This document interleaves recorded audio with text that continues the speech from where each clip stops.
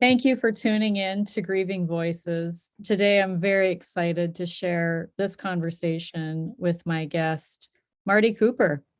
He is the father of the mobile cellular phone. And Marty, thank you so much for being here. My great pleasure. So at the time of this recording, it's been a few weeks since I've seen you on CBS Sunday Morning. And I was just very struck by your story and found myself very curious about you, interested in your story, your personal story. What led you to become an inventor? And I really selfishly just wanted to learn more about you. So thank you so much for agreeing to, and I emailed you and you answered and you agreed. And I was just, I'm tickled pink. Thank you so much. What a nice guy I am. It's my pleasure. I like to share my story with everybody, and the fact that you're interested is an ego trip for me. So thank you. Thank you so much. So I'm going to actually read, I'm going to start with the description of your book, which is Cutting the Cord. The Cell Phone Has Transformed Humanity, which is about the obstacles you had to overcome inventing the cell phone. And it says that you're one of Time Magazine's top 100 inventors in history, and that you share your inside story of the cell phone and how it changed the world and a view of where it's headed, which I'm very interested in hearing. So while at Motorola in the 1970s, you invented the first handheld mobile phone, but the cell phone as we know it today almost didn't happen. And that's really what kind of your book is about. Maybe let's start there, and then we'll kind of even go further back. Sure. Well, we're talking about the late 1960s, which doesn't seem like it's so long ago because I was an executive at Motorola at the time. So it's not as though I was a child. And yet those were really primitive times. We didn't have personal computers. We didn't have digital cameras. The internet had not been invented yet, believe it or not. They didn't have integrated circuits like we have in our cell phones today. But they did have car phones. And the only problem was the car phones were terrible. If you owned a car phone and you wanted to make a phone call during the day, there were so many people competing with you for this radio channel that we were on that sometimes you'd have to wait a half hour just to get a line, if you could get one at all. So, and the Bell system, you're much too young to remember the Bell system. Bell system used to be the monopoly. If you wanted a telephone practically anywhere in the world, not only in the United States, you had to go to the phone company, and sometimes they wouldn't even sell you a phone. You had to rent it from them. And there was one color, black. And typically at that time, most homes had just a single phone. You had a phone in the kitchen. So we're really talking about ancient times. But the Bell system came up with a way of using the radio channels over and over again so you could have more capacity in a city. You could have more than just 100 people getting service in a city. And so they were promoting this wonderful service, except they didn't believe it was going to be very big. And they had a study done, and their study said there were only going to be 1 million people ever using a cell phone. Well, it turns out they were right. That's about the maximum number of people that ever use a cell phone in a car, because we knew at that time that people are basically fundamentally naturally mobile. And now you know that because I'm going to the airport tomorrow. You get the feeling like nobody's where they want to be. Everybody's going somewhere else. So, and here after being trapped in our homes by that copper wire for 100 years, the Bell system is telling us, well, we're going to solve your problem. We're going to free you and trap you in your car didn't make any sense to us. And we had already made two-way radios that you could hold in your hand. We had watched how companies revolutionized how they ran their businesses because they now could talk to people moving around. So we were not a very big company at the time. AT&T was $22 billion in revenues. We were just $1 billion. And so we took the Bell system on. We went to the FCC, who managed these radio channels that I'm talking about, and told them that we have a better way to do it. And by 1973, it looks like the FCC is about to make a decision, and we're scared to death they're going to do the wrong thing. And if they made the wrong decision, we would be stuck with car telephones for at least 10 or 20 years. So at that time is when I decided, the only way you can convince people of something is to demonstrate the real thing. And so I pulled the team together and we made a cell phone. And the guys actually built a cell phone in 3 months. We had enough technology around our company, and I had to bend a lot of people's arms behind their backs to get them to stop what they were doing and working on this crazy idea. And in April 3rd, 1973, in front of the New York Hilton on 6th Avenue, I was interviewed by somebody just like you're doing to me now. And I was talking on a cell phone. So that is, and 10 years later, believe it or not, that's how long it took to get the government agency to make up their minds. And they did decide in favor of competition.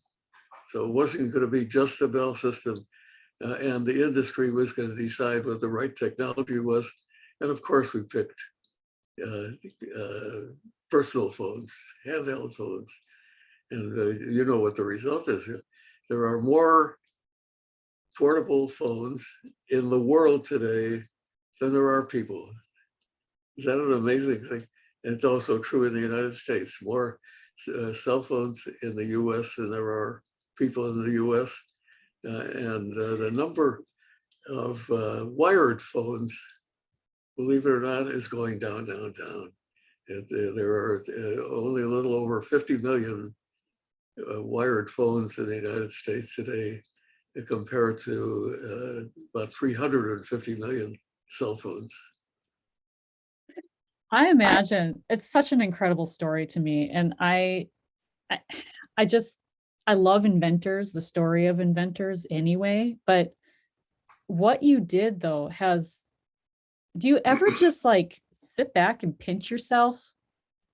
Like, did I really do that? Do you feel like you're living a dream sometimes? I do, except I said I feel like I'm in a dream most of my life. So I've always, I like to think of myself as being a futurist. I'm not a very good executive. We proved that at Motorola, even though I ran a multi-billion-dollar division by the time that I left Motorola. But I like to think about new things. I love to take things apart and put them back together. And the reason I know so much about the future is, guys, I spend so much time there. I love fantasy. I read science fiction. I have known since I was as long as I can remember, since I was a little boy, 5 years old, I was just desperately interested in everything technical. I wanted to know how things worked. I could take anything apart. I couldn't always put it back together again. But I always knew I was going to be some kind of a technical person, engineer or a scientist. And I guess I pretty much made it. But I have to tell you that, inventing is not the only thing. It's great fun to come up with new ideas. And it's a little harder to come up with ideas that will really work. And it's even harder to actually make them work. Yeah. So there were many, many people involved in creating the cell phone, the equipment that it takes to make a cell phone work, these cell sites all over the city. So I would guess to build today's multi-trillion-dollar industry took tens of thousands of people. I just have to tell you too, the day that I got that email from you that you would be on my podcast was the day that I got my kids their first cell phone plans. Oh, is that right? Yeah. Ironically, that same day. How old are your children? 16, almost 15, and 12. Wow, boy, are you a disciplined mother. My granddaughter had, of course, it was a special case. She was going to school on a school bus when she was 7 years old, and we were afraid she could get stuck waiting for the bus, and nobody showed up to get her. So we got her a cell phone just for that purpose when she was 7 years old. But your children will very quickly know more about cell phones than either of us. Oh my gosh. And I find that it's really made my life a lot easier too, and theirs, but I do have a question that kind of leads into that part of the conversation, is that did you anticipate, because I imagine, well, you're obviously a very strategic person too. I am also a strategic person. You can kind of see around the bend. You can kind of see around the next corner. Did you anticipate that with the cell phone that we would have so much, because there's a lot of negative too, and parents would share that frustration that sometimes the cell phone is like, a sore spot for some families and homes and with their kids and stuff. Have you ever, what do you say to that? Let's start there. Well, certainly there are negatives to every technology that comes along. And the only thing I say about that is I look not in the US and in these developed countries, I look at places like Africa, India, Mexico, where people really struggle just to live. And the cell phone is revolutionizing those countries. It's reducing poverty significantly. It's bringing healthcare to villages that have never had a doctor before. It's allowing collaboration so they can build up their entire economies. So some of these things that we're going through now, and I observe the same thing that you do. You go into a restaurant and you look, here are some kids having lunch and they're all sitting there looking at their phones instead of talking to each other. But I have ultimate confidence in human beings. The cell phone's new, really, it's only been about 20 years since it was widely used. And since everybody had them, and maybe less than that for teenagers, it takes time to figure these things out. Sometimes it takes a generation to do that. But the advantages, the things that the cell phone allows us to do that we couldn't do before, way overwhelm the disadvantages, at least in my viewpoint. So hang on, have confidence in people. We're gonna work it out. I love that. And I think part of this thing too, when I was watching you on CBS Sunday Morning, is I loved your energy and your optimism.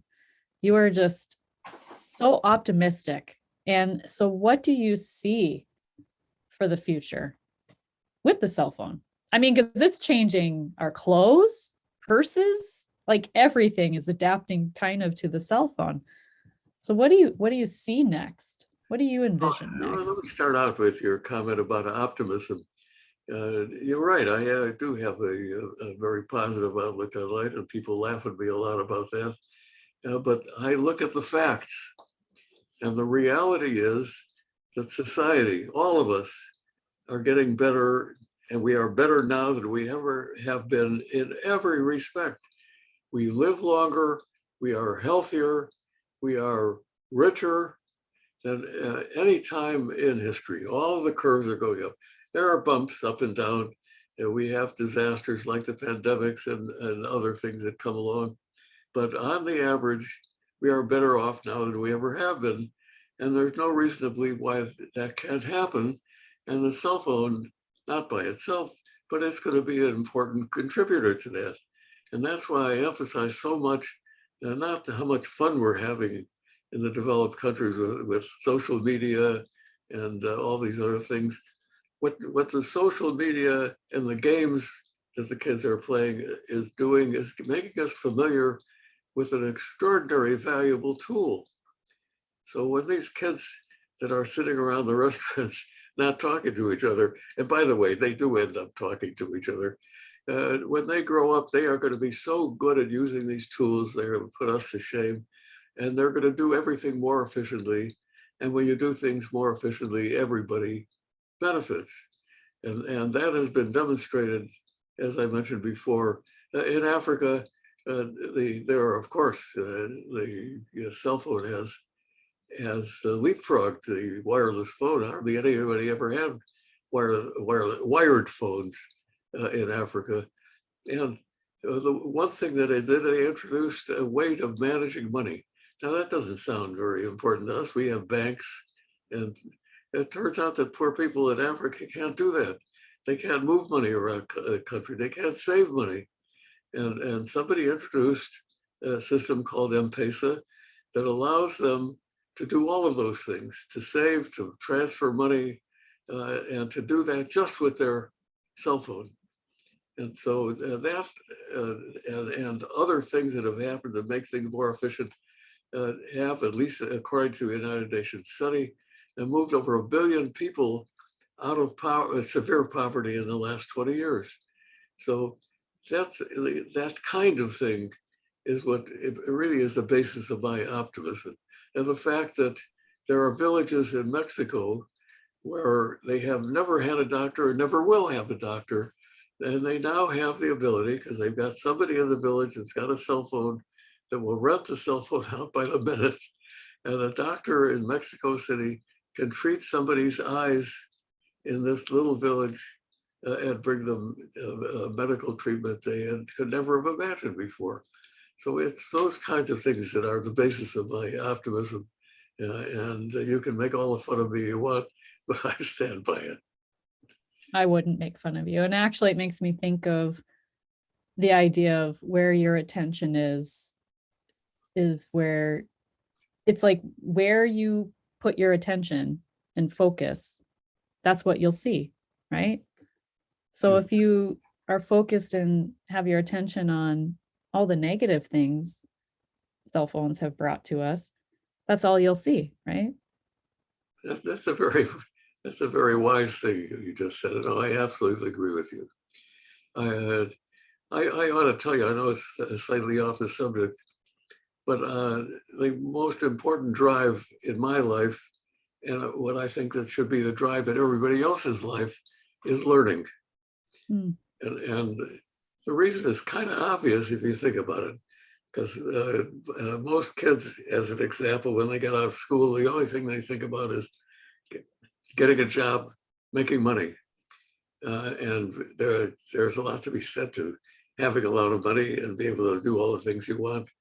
But it turns out that after you've accumulated enough money to do the basic things and maybe a few steps beyond that, it turns out that the gratification you get from more money kind of starts waning. And it turns out money is not the only thing in life. And the only thing you can keep doing the rest of your life that brings you satisfaction is to learn, to have new ideas, to generate new ideas all by yourself. That's the biggest thrill of my life, is to think about something in a way that I have never thought of before. It might not be original because somebody else probably thought about it, but maybe they didn't. So, and you never, ever get tired of having new ideas and about learning new things. So I put a great deal of emphasis on practicing learning. Now, why do you ask? You didn't ask, but I'm presuming that you're going to ask me. Why do you have to practice? It turns out they've done some studies, scientific studies. These are what they call rat psychologists who determined that the act of learning is something that has to be practiced. If you stop learning, just like with your muscles, you lose the ability to learn. Your ability to learn atrophies. So I can't think of anything more scary than that. That you get so self-satisfied, so happy with your position in life, and that you don't think you need to know anything more than what you know now. And you do that for a few years, and it turns out when you want to learn something new, you don't have the ability. Is that scary or what? Absolutely. Absolutely. I think that like our greatest asset is our minds, and where we, again, it comes back to where we put our attention to.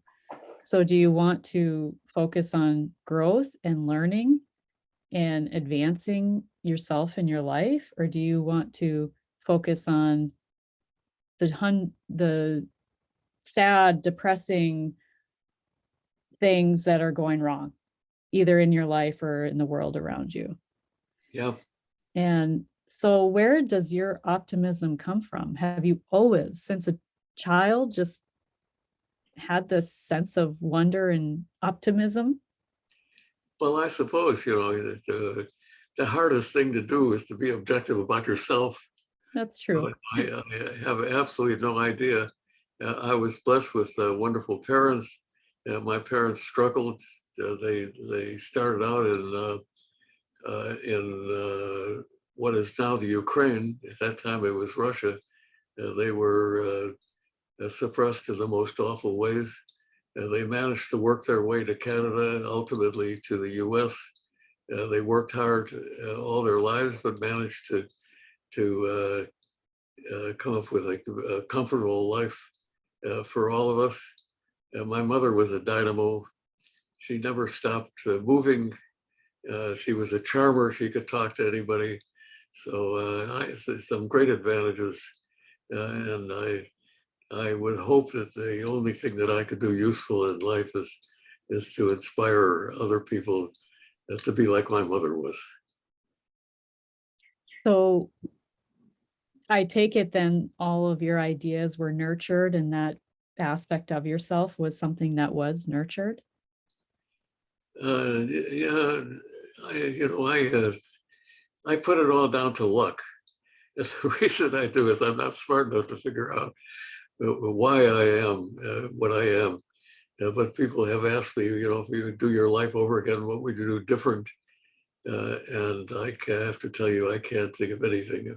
You change one thing in the past, and there are unintended consequences.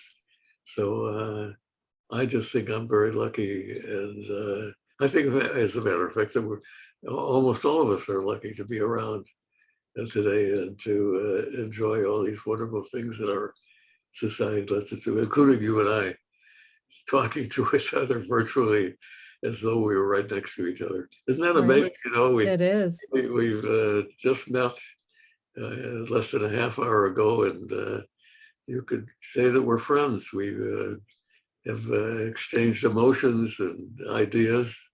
So I think all that's fantastic. And all these kids take all that for granted. And they don't know how lucky they are. I love that. And it made me think of too how even today, as I was thinking about our conversation coming up, I just thought, because I would as a kid, like I wanted to invent something. Like if I could just invent something. But I would call myself a creator. I'm a creative person. And that's how most people describe me as creative. And what is invention but creativity in action, right? And so even just this podcast, it was an idea. I created it. I invented it. I invented Grieving Voices. And so it struck me today, I am an inventor. I may not have invented the cell phone, but I've invented other things. And I think that's where so many of us kind of forget that as creators or people who create things or bring about ideas into fruition and into their world and into their life for others to enjoy, for others to participate, like this podcast, the microphone I'm using, the computer, all of it, creativity is invention. Yeah. in action. And so I would just, my thing, message I would like to share with people is that even though you may not be coined an inventor of something like yourself, I think if you created anything, you are an inventor. So what do you say to that? I say that you're exactly right, although I have to put some boundaries on that. Every crazy idea that I might have is not an invention. That's true. In order to be an invention, it needs a couple of attributes. It has to be buildable to be an invention, and it has to be useful. So when you talk about what you achieved with your, are we doing what's called a podcast? Yep. Yeah. You do one step further because you know that your podcast is used, so somebody is getting some benefit. At least I am, because you ask creative questions, but you also executed, and that's a whole step further from inventing. So I would not only compliment yourself on being an inventor, which you are, but you're also a builder, and we need both kinds. And it's very nice when one person can do both of them. In my case, I was the creative guy.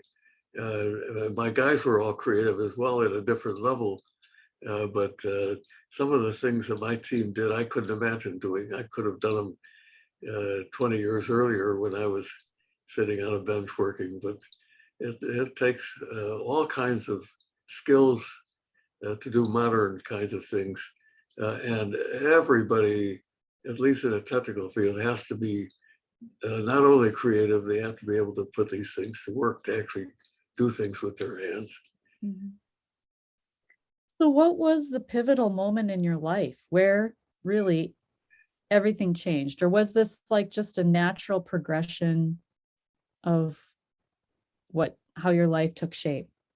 Well, I know you were going to talk about my book at some point, so I'll bring the subject up. That's one of the points that I made in my book.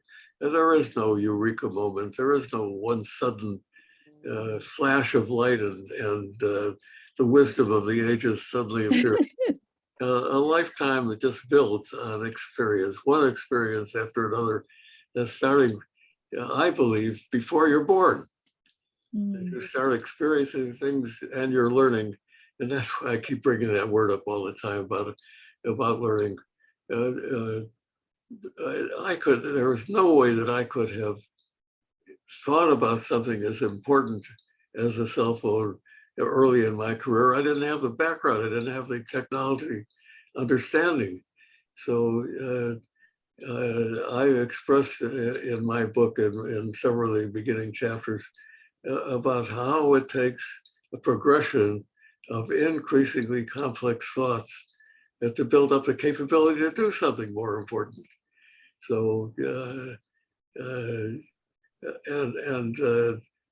other thing that I don't necessarily advise for other people, I've never had a plan for my life. All I knew is that I was going to be an engineer, but I had no idea what kind of work I was going to do, what fields I was going to go into. And somehow the world has taken care of me. And I am so grateful for that. I can't express it, which is why I say I'm so lucky. There have been things in my life that have been drivers, but we are never capable of doing total planning for the future. You just have to build up all the capabilities you can and become the person you want to be, and hope that you'll be lucky too. And I hope you are too. There's no doubt in my mind that you're going to do great. Oh. Well, you didn't have to do this podcast, and I don't know. You certainly are not making a fortune on doing podcasts. I must have done 100 of them, since I started. In fact, I was amazed to find out how many podcasts there are in the world today. But it is hundreds of thousands, right? I don't even know. Maybe even millions. Yeah. So, but somebody must be benefiting. Do you get feedback from people that watch your podcast to tell you that they have learned something or that they've been entertained or? Occasionally, occasionally. Sometimes I feel like it's crickets, you know, but I think that's a good point here to say, or a good spot to say, that it's how you constantly, consistently just showed up for yourself, to not give up. Like you didn't give up. Yeah. 10 years it took. And I Yeah. imagine that had some grief in it, thinking, like, did you ever have this thought in the back of your mind? Like, if this doesn't happen, like all this blood, sweat, and tears, you put, because I know what that's like. You, not to your extent, of course, but to put your heart and soul into something and it bust, or it not come through the way you hoped, right? What do you say to that? Well, my parents went through that. They had failures in their lifetime, and they actually had a grocery store in Winnipeg that failed, and another one in Thunder Bay that failed, and they bought a business in Chicago and that failed before they finally found something that they could do. And it was sheer luck, I think, that they fell into that. So it was a remarkable coincidence that when I was in the Navy, U.S. Navy for 4 years. When I got out of the Navy, I got a job, and then I was approached by Motorola. And amazingly enough, the founder of Motorola had gone through that same experience. He had started 3 different businesses and had 2 of them totally fail disastrously. And so when they put up a plaque in the lobby of this fantastic building at the time that I was there, many years after the founding, on the plaque they put out something that he said, "Do not fear failure, reach out." And I took that seriously at Motorola, sometimes to a fault. Sometimes I'd reach out a little too far, and I had my share of failures. Sometimes I would emphasize the future much more than the present. And when you're running a business, that's not a very healthy thing to do. People depend on your profits to keep going. But that was one of the lucky things in my life, to find a place that would tolerate me for 29 years. That's how long I spent at Motorola. And I am not a corporate type. If you know about corporate types, and I shouldn't say that. There are people in the corporate world that are very creative. But Motorola tolerated me for all those years, and I'm very grateful for that too. I am too, as I'm sure Nice of you. millions of people are as well. So I have a couple questions that I jotted down. So I would actually probably say that your answer to this will be yes, but and I think you maybe kind of answered it. In your opinion, are tech advances always a good thing? This is actually a question from a friend of mine. Technical advances, was that the? Yep. I have a rule about that. In fact, I have a number of rules of life that I wrote down in my book. By the way, my book is called Cutting the Cord. The cell phone has transformed humanity. I know you're going to remind people of that. And one of the pages I have in the book is what I called Marty's Maxims. And one of them is a definition of what technology is. And my definition is technology is the application of science to create products and services that make people's lives better. And if it doesn't make somebody's life better, it's not technology. It could be a curiosity. It could be a technical phenomenon. But if it's technology, by definition, it has to make people's lives better. Having said that, there are things that come along that make your lives better, but also have drawbacks. And that's true of almost every technology. It's absolutely true of things like nuclear technology. You look at the idea that we have countries trying to compete in how many missiles, nuclear missiles they can make. That's a really depressing thought. Yeah, but at some point in our history, our cities will be run by perfectly safe nuclear technology. It was going to be so inexpensive that power is not going to mean a thing to us. We're going to be driving our cars for practically nothing and heating and cooling our homes, all these things that are so costly today. So sometimes it takes time, and there are drawbacks to technologies. But as I say before, if it doesn't make people's lives better, it's not technology. I love that answer. Let's see, what else do I have? What else have you jotted down on that? Well, okay, so I did have this one thought too, and I wish whoever's like if anyone who's listening to this and any inventors, you know how when you're driving down the highway or interstate or even in the city or whatever, on the street lights, they'll have like that thing. So if you're run a red light, it can capture your license plate. Oh yeah. Okay.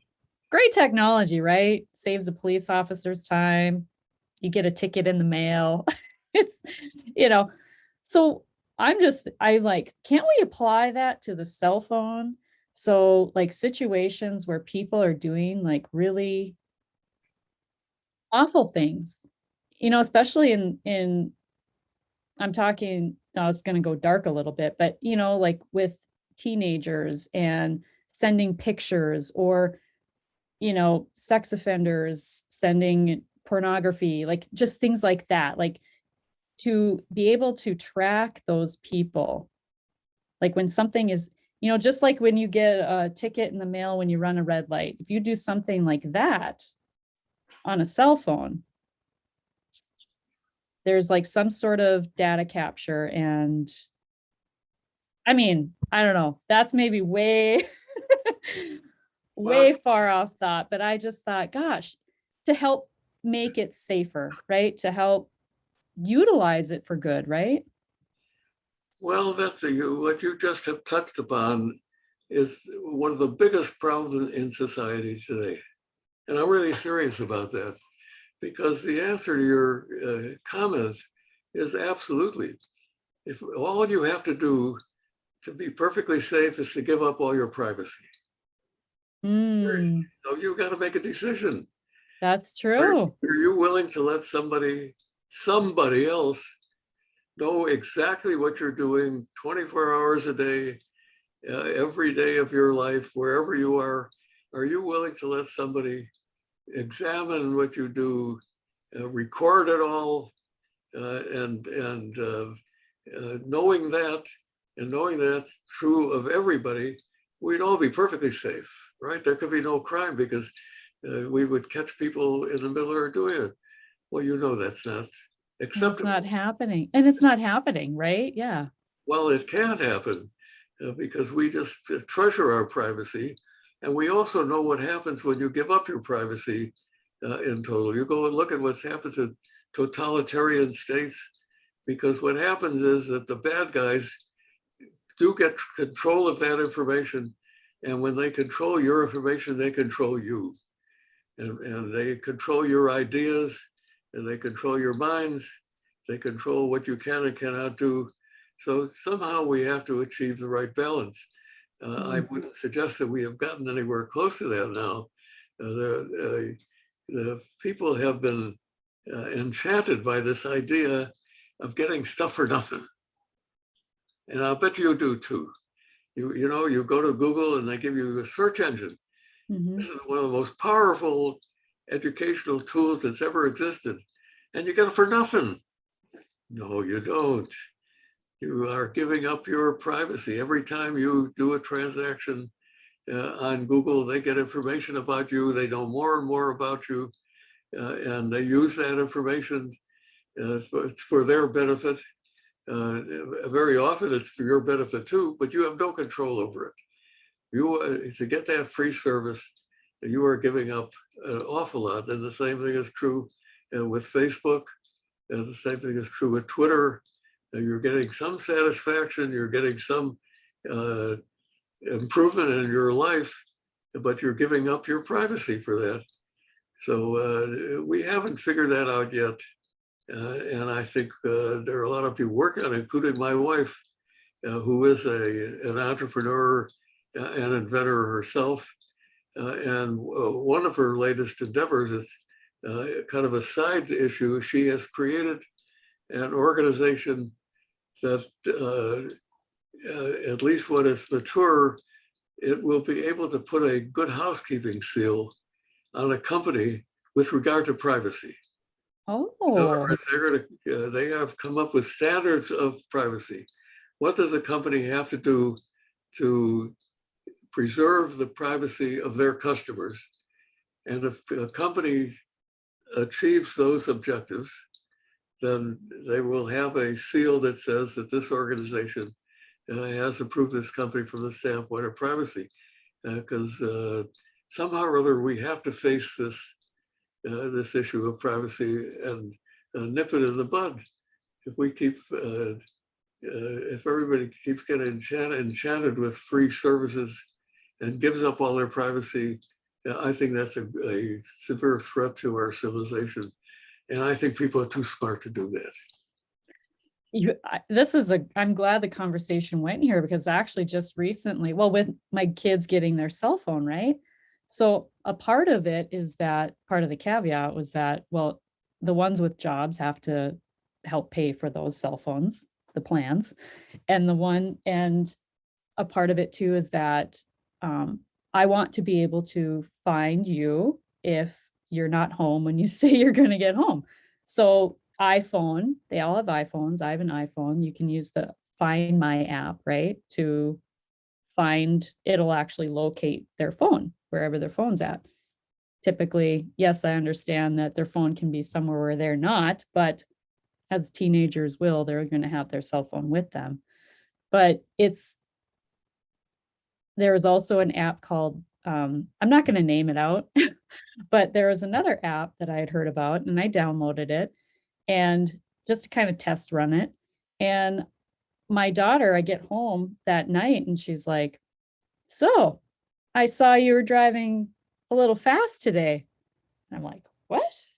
She's like, yeah, it tells me how fast you were going. Whoa. And it does. And like, it tells me how fast the school bus went, the fastest speed of the school bus, tells me when she left home, when she got to school. Like, if you want to be like helicopter parent on top of your kids, boy, that's the app to have.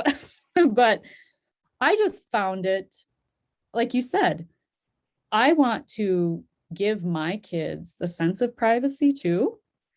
And I appreciate privacy as well. So thank you for bringing that up. I think it's this artificial intelligence that's maybe possibly even taking things a little farther than maybe need be.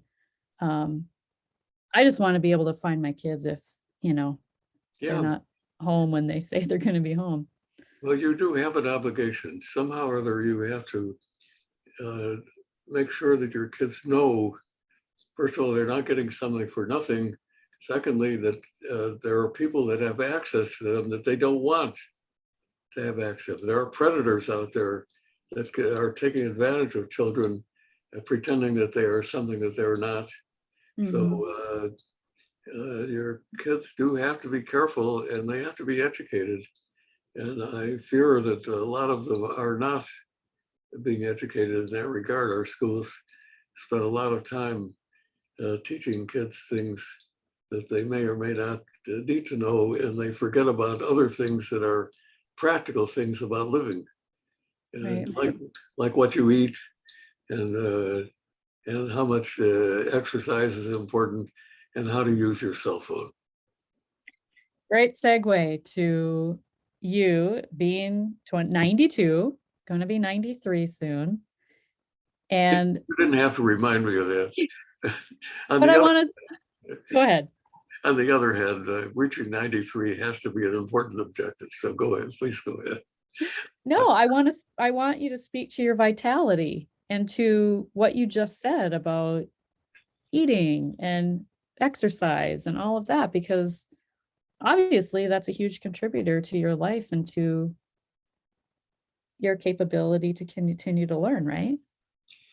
Well, let me tell you, this is going to be a little hard to do in a couple of minutes, but your body is a complete system.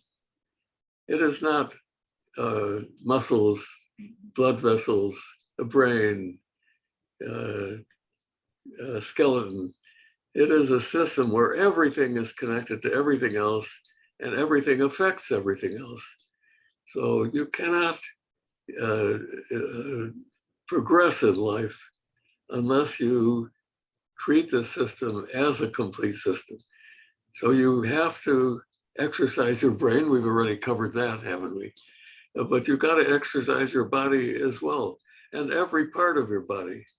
So you need to not only do aerobic, you have to do anaerobic exercise. You got to really not, upper body has got to be everything.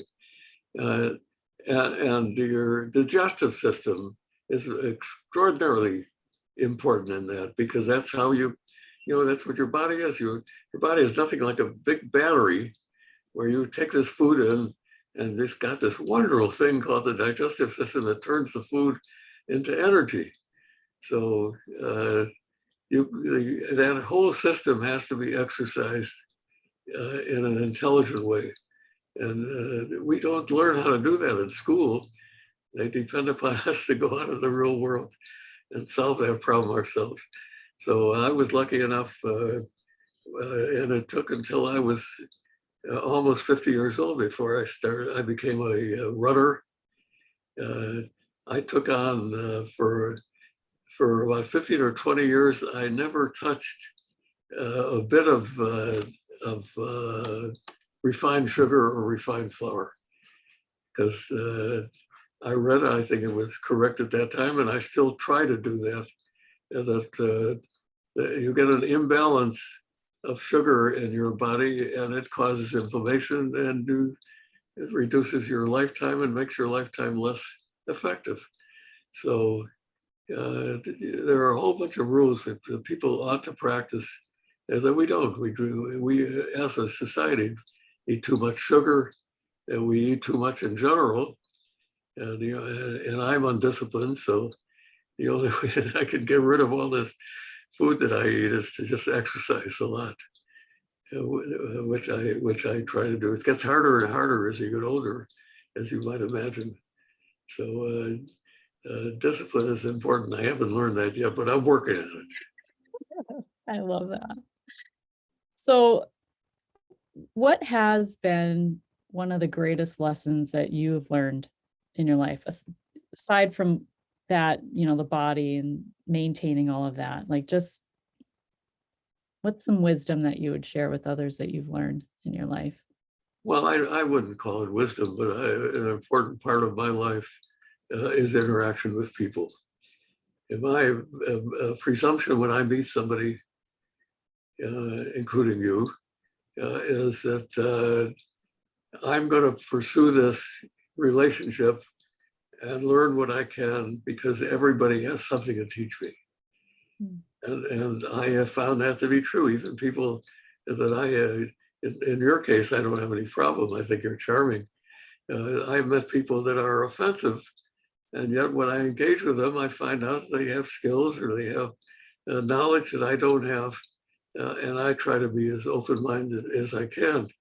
The other side of that coin, however, is that when I do find people that have things to contribute, I treasure that. I'm so fortunate to live in a city like San Diego. We have a number of universities, and when I get to meet people in these universities and exchange ideas with them, that is the cornerstone of my life. And I can do that every day with my wife, who is a great deal smarter than I am. So all of those things are so important. You cannot live a life by yourself. We live in a society, and the exciting things about life do involve collaboration and appreciate each other.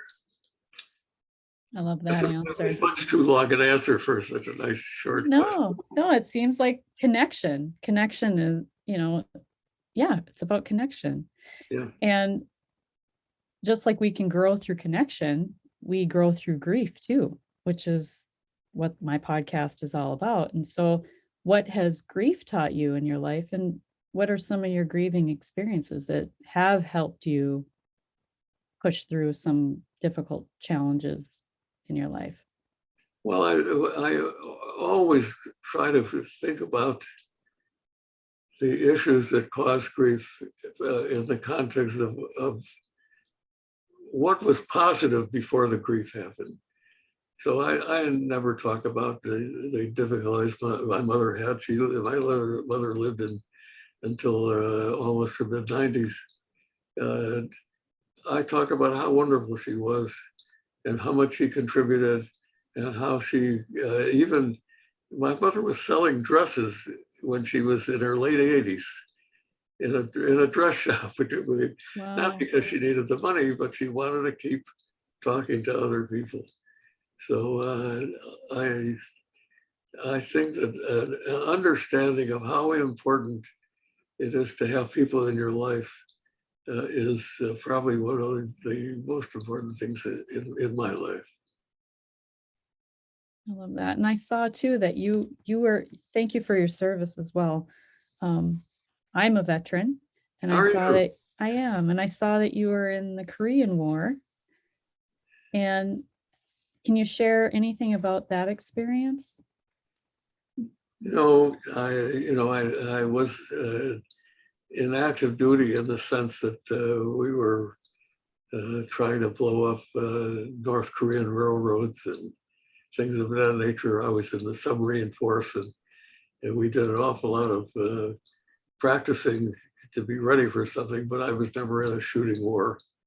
Nobody ever shot at me, and I'm very grateful for that.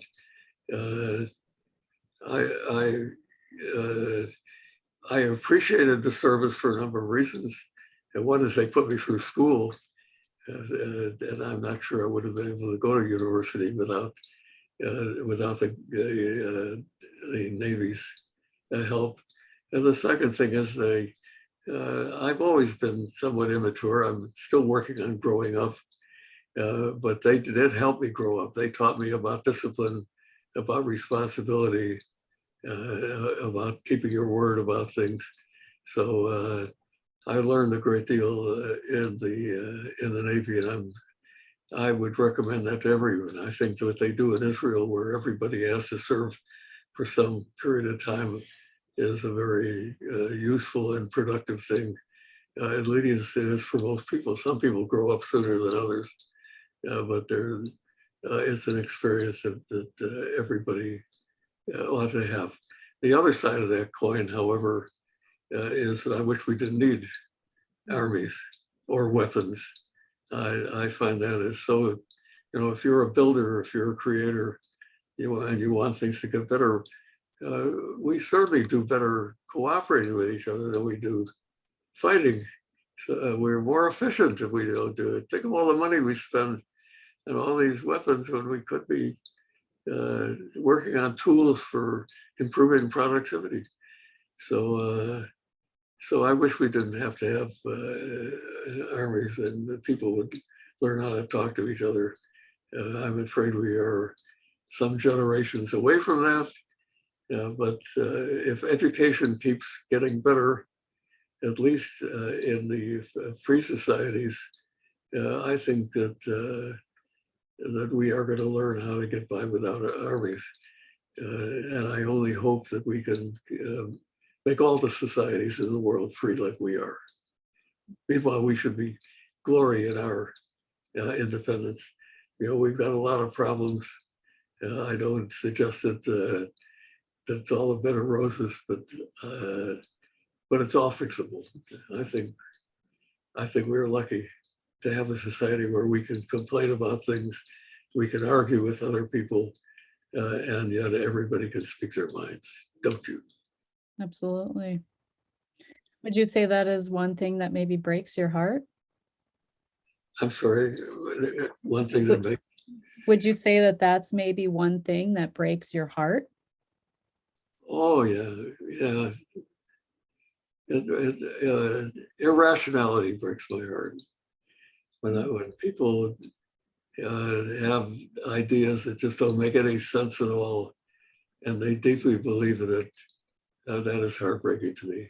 And that is the basis of intolerance. It's the basis of warfare. It is people just not thinking it out. If you think it out and work things out right, there's always a solution that is more efficient and better than fighting or being intolerant.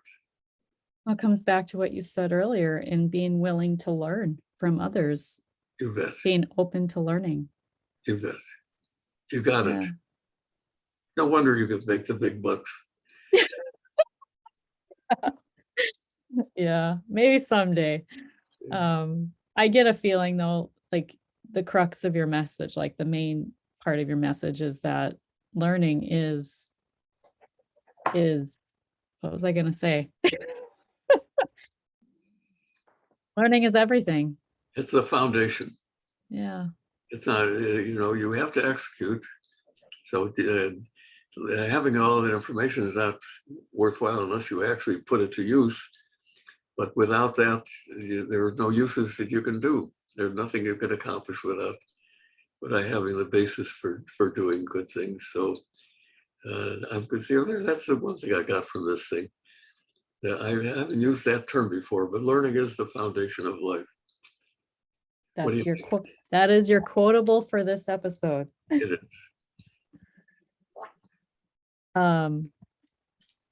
What is one thing that you would like to share with someone listening that maybe has a dream or lost a dream or maybe hasn't allowed themselves to dream just because of their circumstances in life? And you've kind of touched on a lot of different points, but kind of put it in a nutshell, what you would say to them, how to get out of that space, that headspace, and get back to dreaming again and believing. I think it comes back down to faith too, right? Yeah.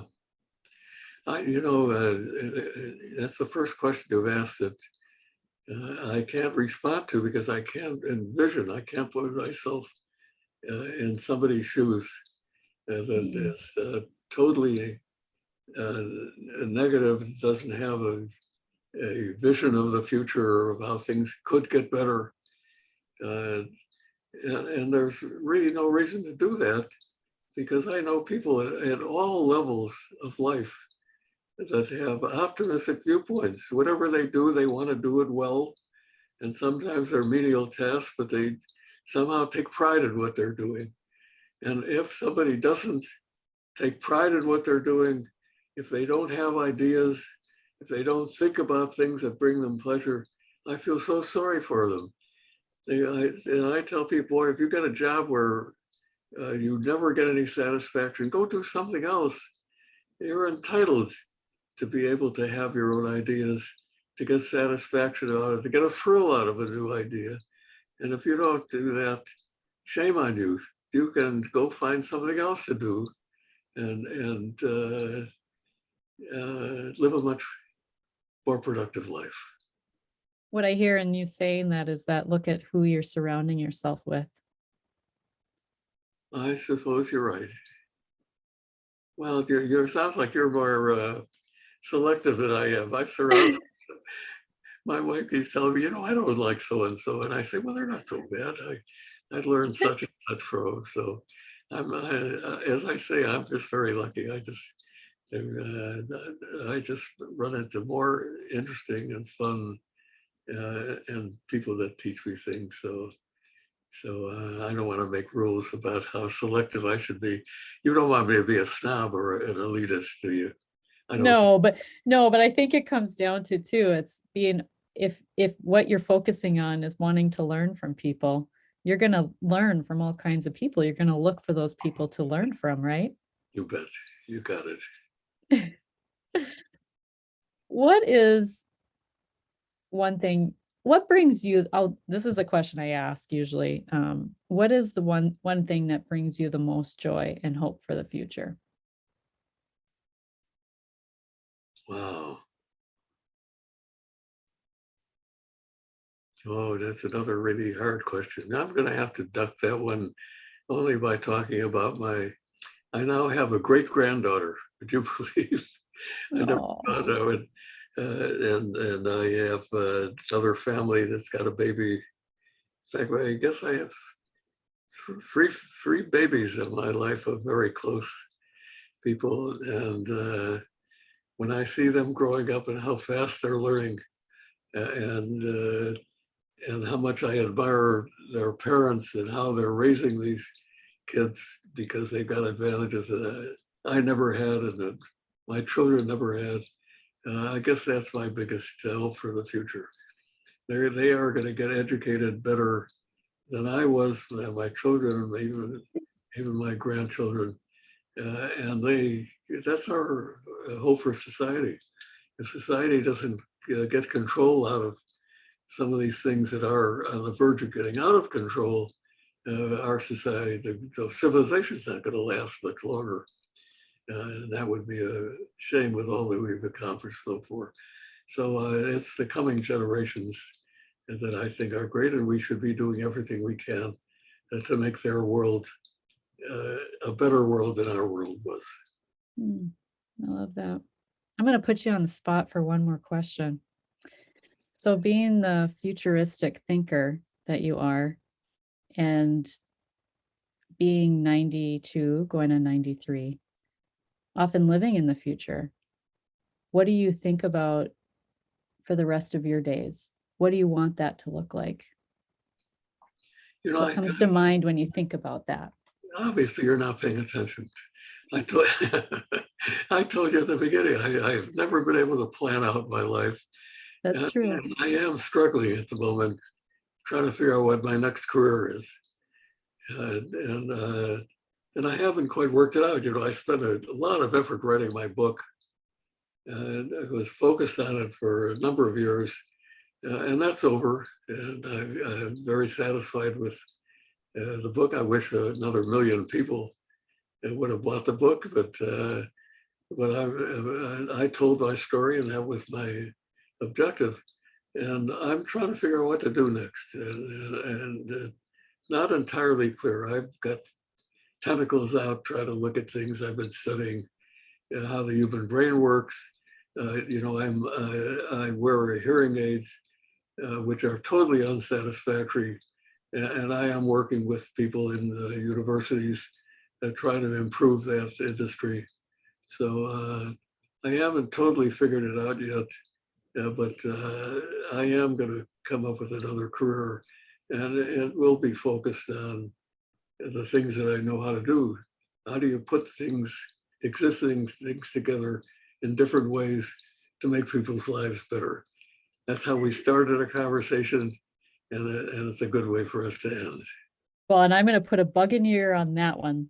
Forgive the pun, but actually there was an incident where someone I know had lost their hearing aid at a campground, and we were looking through the grass to try and find this hearing aid. And it's like, they have apps and things where you can find your keys and ways to do that. How come there isn't this artificial intelligence in your hearing aids that you can pair to your phone? So if you lose your hearing aid, you can find it, especially something that costs like a small car. Like they're very expensive, right? Yeah. So that's an invention. yeah. And by the way, I hate to do this while we're recording. Okay, Ellen. This is from being That's okay. about my next. Hi, Ellen. All right, she's reminding me about my next appointment. Okay. So you did just do an invention. It is possible to do find my hearing aid. A much better solution would be to make the hearing aid so inexpensive that if you lost it, you could just get another one, and it would be. And that really is what I'm working on now. If you look at a pair of Apple earbuds, the technology in these earbuds that cost about $200 or $300 is not very different than this $6,000 pair of earrings that hearing aids that I wear. Something's wrong with Yeah. that, and I'm really working very hard on that because not only are they too costly, they don't work all that well. But I'll keep in mind your comment to it when we get to the stage of actually doing something. Even losing, if a hearing aid costs $100, you ought to be able to find it. Yep. And there is no technical reason why you couldn't do it. If you can find a cell phone, you can find a hearing aid. So I'll try to remember to put your name on the patent if we ever invent something. You're now a multiple inventor. Oh, that would be amazing. Yeah. And thank you so much. I know you have to go. Thank you so much for your time today, for your wisdom. I'm going to put everything in the show notes, but quickly share where people can find you. No, it's my pleasure. Great to talk to you. You're a great interviewer and very good questions, and good luck to you. Thank you. Great to see you. Bye-bye now. Bye-bye.